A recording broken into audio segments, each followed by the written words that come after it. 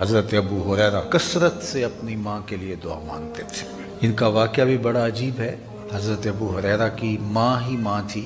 مدینہ المنورہ میں جب یمن سے آئے، بھائی نہیں، شادی نہیں ہوئی، بہنیں نہیں، والد نہیں ہیں، انتقال کر چکے ہیں، صرف ماں کے ساتھ اکیلے رہ رہے ہیں۔ اب جب حضور سے احادیث سنتے تو گھر پہنچتے تو آگے ماں ہی ہوتی تو ان کو سناتے۔ ماں کافرہ تھی اور وہ سننے کے لیے آمادہ نہیں تھی، کبھی کوئی سخت جملہ بھی کہہ دیتی۔ ایک دن ایسا جملہ کہا جو حضرت ابو ہریرہ کو گوارا نہیں تھا۔ سوچا کہ اگر یہ حضور علیہ السلام کے بارے میں اس طرح بولتی ہے تو میں ماں کو چھوڑ دیتا ہوں۔ چھوڑ دیا، گھر چھوڑ کے آ گئے، لیکن دل میں تھا کہ دنیا پہ ایک ہی تو مادی رشتہ ہے، اور اگر وہ بھی چھوٹ گیا تو میرے پاس رہے گا کیا۔ اور حضور کی خدمت تھی، آقا جلوہ افروز تھے، آ کے بیٹھ گئے تو دل و قلب و نگاہ کے مرشد اولین نے ابو ہریرہ کے چہرے کے اوپر پھیلی ہوئی اداسی دیکھی۔ خود ہی پوچھا کہ ابو ہریرہ کیا ہوا؟ تو انہوں نے کچھ بتانے کی بجائے کہا کہ حضور میری ماں کی ہدایت کے لیے دعا کرتے۔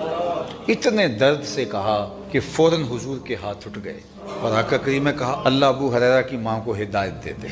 ادھر حضور کے لبے نور سے دعا نکلی، دیکھا کوئی مجلس میں ابو ہریرہ موجود نہیں ہے۔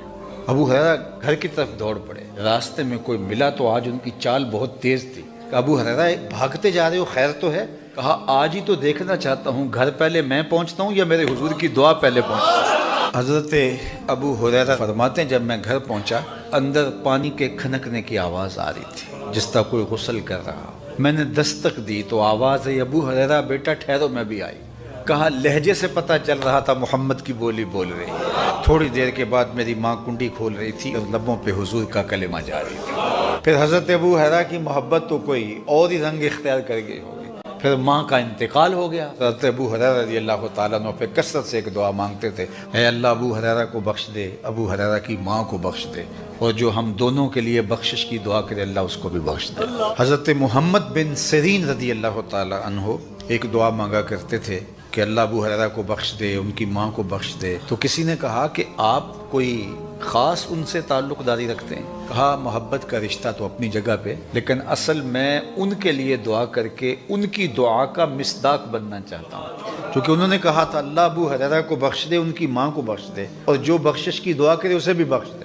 تو میں ان کے لیے بخشش کی دعا کر کے ان کی دعا اپنے حق میں لینا چاہتا ہوں۔ تو یہ حضرت ابو ہریرہ اپنی ماں کے لیے دعاؤں کے سلسلے کو یوں جاری رکھتے، اور خوش نصیب لوگ اپنے ماں باپ کو کبھی دعاؤں میں فراموش نہیں کرتے۔